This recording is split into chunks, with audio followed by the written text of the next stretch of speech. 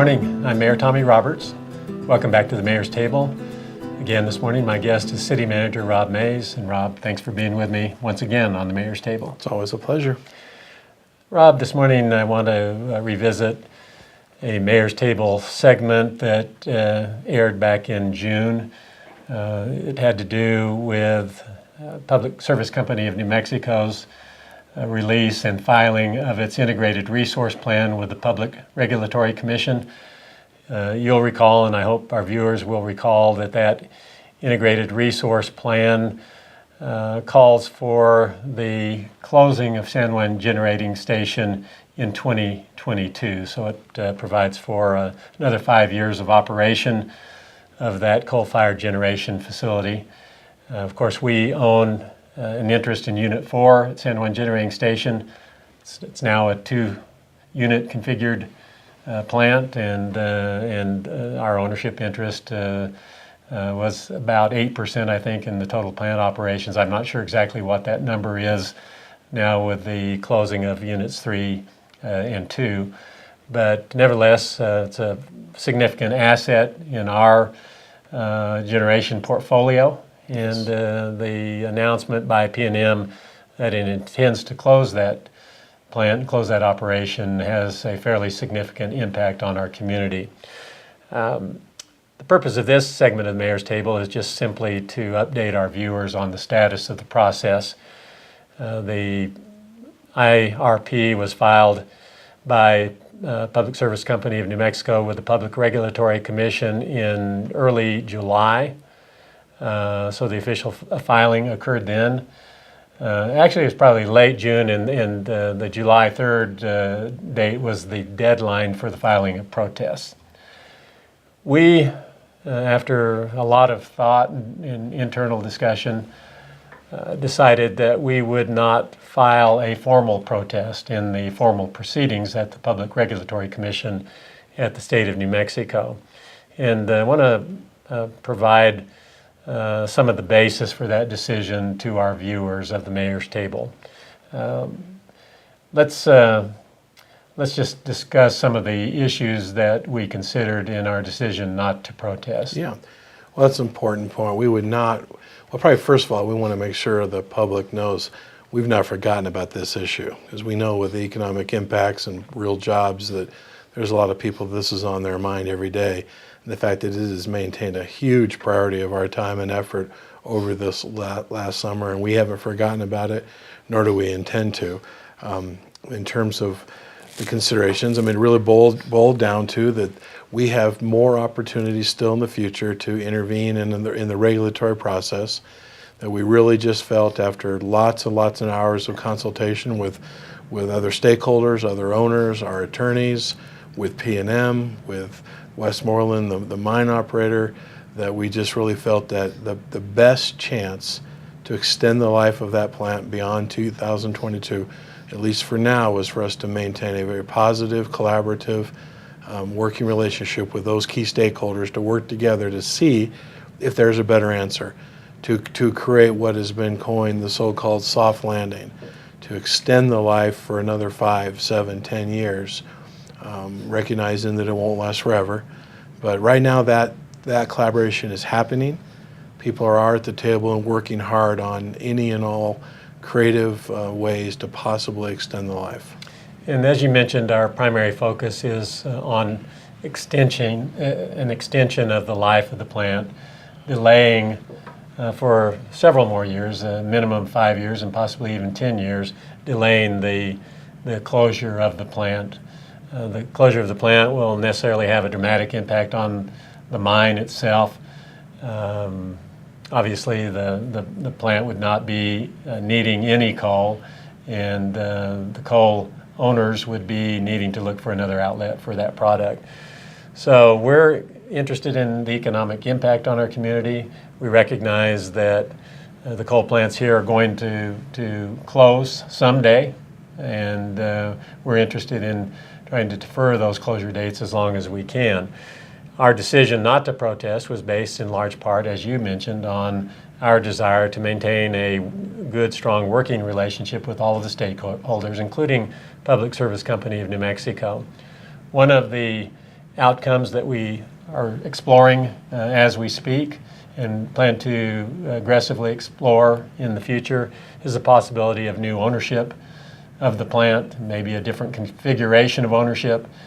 And we need Public Service Company of New Mexico to be a partner with us in those discussions. That's right. The protest of the Integrated Resource Plan that was filed by Public Service Company of New Mexico could have been an inhibiting factor in that future relationship and the ability to have those discussions. So we were cautious, but we realized that we ultimately do have the ability to interject ourselves in the regulatory process.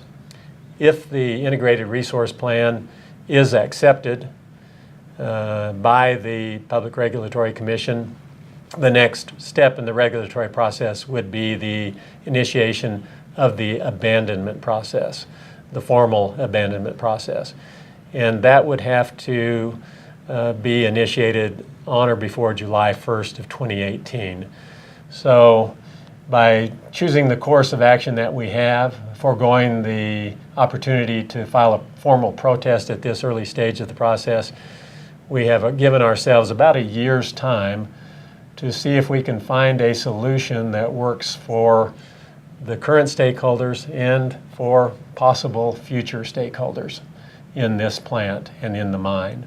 And so I think that the decision was a prudent one and a wise one. We've had some questions that have been posed to us about why we didn't file a formal protest, and we've provided this explanation in those venues where we've had the opportunity to do so.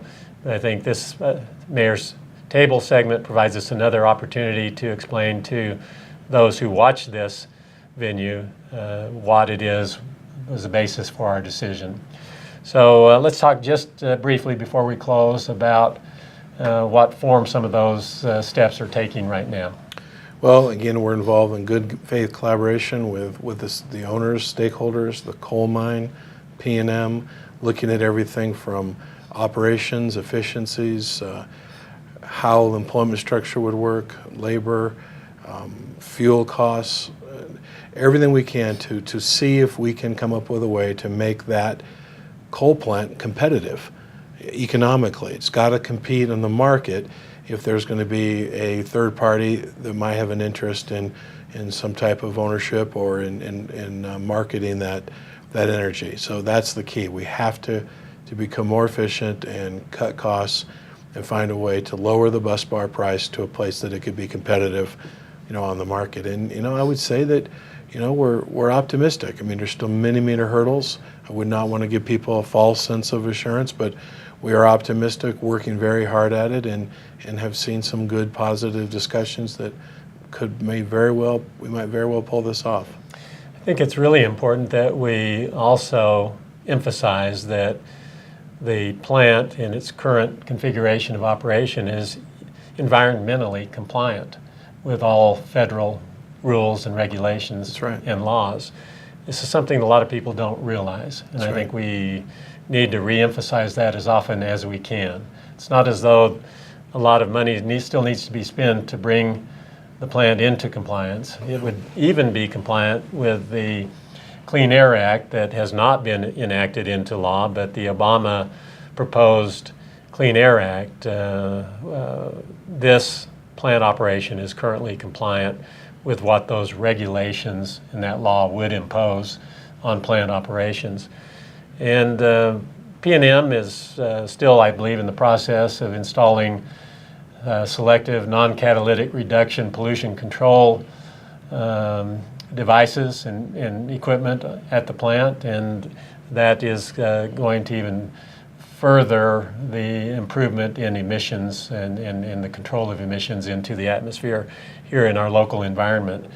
So we think that there's still plenty of time in which to work towards a solution that would be beneficial to our local economy, be beneficial to those who are currently employed at the mine and at the plant, provide some additional element of job security for them. These are very valuable jobs, and they provide a great amount of disposable income that supports our local economy. And so it's definitely an argument based on economic opportunity as well. It is, and we've been quick to point out not only that it's just environmentally compliant, that's a great point, but this is a statewide issue. This isn't just a San Juan County or Farmington issue economically.